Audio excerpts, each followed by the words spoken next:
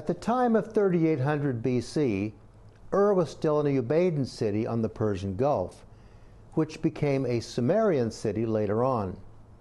The local floods at these two sites, Ur and Nineveh, would have had devastating effects on the local populations, but neither city was likely to have experienced any migrations from Adam's generations at such early dates.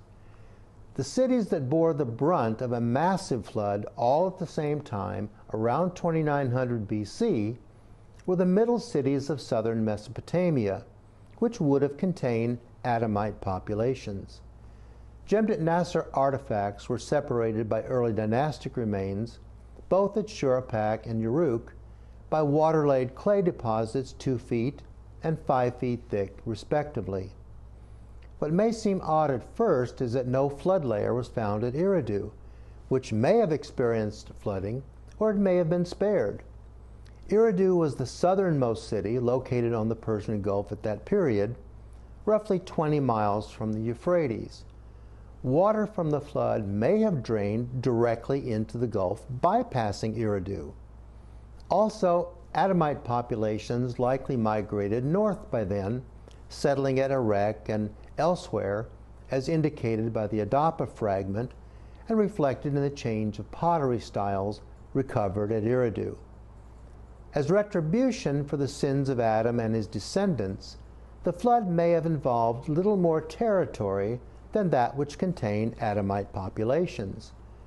Nineveh, which had experienced no Semitic migrations at this early date, and maybe even Eridu as well, could have been outside the boundaries of Adamite settlements at the time of the flood. Of equal importance to the finding and dating of the flood deposits connected with Kish, Shuruppak, Uruk, Lagash, and possibly Ur, is the total absence of flood layers found anywhere else in the Near East. What has been hard for many to accept is that the flood of Noah's day was entirely local to southern Mesopotamia. According to John Bright, a number of sites in Mesopotamia of equal or greater antiquity have been excavated down to virgin soil, and no evidence of flooding came to light at them. Perhaps the most important of these is Eridu, located only 7 miles away from Ur. Equally serious is the fact that no site in Syria or Palestine, where archaeologists were equally active during the early part of the present century, has yielded a flood layer. In these two countries, some of the oldest towns in the world have been excavated and show no evidence of a flood. There is solid archaeological evidence to support a date of 2900 BC for the flood, and enough literary evidence to believe Noah's Ark was built in the city of Shuruppak, modern Farah, in Iraq as the site where the Ark was built and from where it floated off to begin its historic voyage. So where did it land? The landing site has been the subject of dispute for centuries. Ancient reports of Ark sightings abounded from Berosus, the Samaritan Pentateuch, the Targums, Josephus, Nicholas of Damascus, Hippolytus, Eusebius, Faustus of Byzantium, Epiphanius, Isidore of Seville, Eutychus, among others, covering from 400 BC to the 13th century AD. Modern reports, some suspicious, have occurred up until today, and likely more will come. Over the centuries, 8 different landing places have been designated.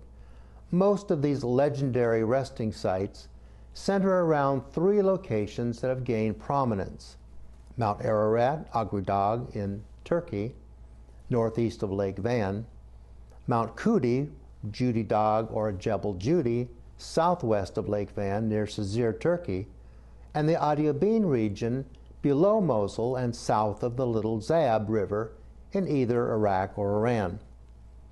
Many Christians have come to believe the Ark rested atop the 17,000-foot tall extinct volcano known as Mount Ararat, also called Agridag or Massis. Other candidates include Pir Omar Gudron, a low-lying mountain in the Zagros range that lies east of the Tigris, and south of the lower Zab River, in either Iran or Iraq in the Kurdish region of Kirkuk. Further south and west is the Adiabene region of Iran in the Kermanshah province, which has also been considered a possible landing site. The annals of King Ashurbanipal II of Assyria placed the ark on Mount Nasir, somewhere in this region. Another possibility is Jebel Judi or Kuti Dagh in a mountain range, partly composed of Gudi limestone from the Jurassic-Cretaceous period, rising above the Cizre Plain. Located approximately 200 miles from Mount Ararat and southwest of Lake Van, just east of Cizre, Turkey, Jebel Judi stands barely inside the northern boundary of Mesopotamia. Von Kirkjian wrote a history of Armenia. In it, he says, "It has long been the notion among many Christians that Noah's Ark came to rest as the flood subsided upon the great peak known as Mount Ararat. This assumption is based on an erroneous reading of the 4th verse of the 8th chapter of Genesis. That verse does not say that the ark landed upon Mount Ararat, but upon the mountains of Ararat. Now, Ararat was the Hebrew version of the name, not of the mountain, but the country around it. The old Armenian homeland, whose name at other times and in other tongues appears variously as Rerith, Urartu, etc. The prophet Jeremiah, writing in 600 BC, speaks of the kingdom of Ararat, which kingdom at that time called itself Urartu. Hence, the mountains of Ararat may mean any part of the tangled mountain mass of the country. The Armenians never called the colossus of the range Ararat. To them that mighty peak was Massus. And we can add to that, the Hebrew word for mountains and hills is the same. So it could have been translated the hills of Armenia, which could place the ark anywhere north or east of southern Mesopotamia. At the beginning of the Christian era, Ararat came to be understood in terms of the geography of that day. A smaller district on the Araxes became Ararat, rather than the larger ancient kingdom of Urartu. Thus, an ancient volcano in this area, Agridag, rising majestically from the plain of the Araxes to nearly 17,000 feet, came to be called Mount Ararat and associated with the flood. In recent years, archaeologists have traipsed up mountains over 10,000 feet in elevation, searching for the landing spot for Noah's Ark.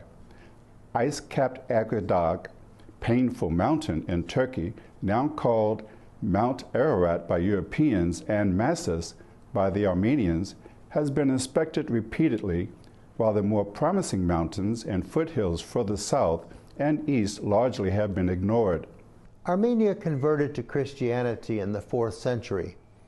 An alphabet was introduced by the 5th century AD, and the Bible could then be translated into Armenian.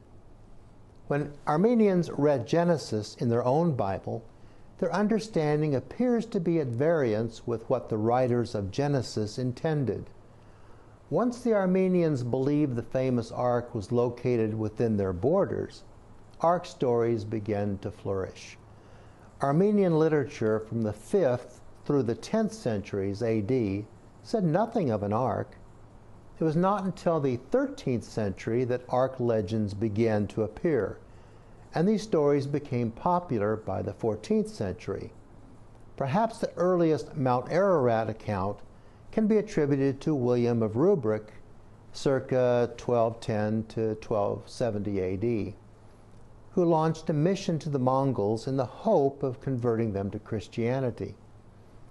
Near the city called Nakshua, known today as Nakhchivan, he wrote, "Near this city are mountains in which they say that Noah's Ark rests, and there are 2 mountains, the one greater than the other, and the Araxes flows at their base. And there is a town there called Semamum, which interpreted means 8, actually Arabic for 80, not 8. and they say that it was thus called from the 8 persons who came out of the ark, and who built it on the greater mountain. As Christianity flourished over the centuries, Mount Ararat in Turkey became the landing spot du jour, without regard to how a boat could have gotten there, crossing 2 mountain ranges, or even paying close attention to the Genesis narrative itself. One of those caught up in repeating the myths of others was Nicholas de Nicolay, 1517 to 1583, appointed by the King of France as court geographer, who by 1558 had finished a trip to Turkey.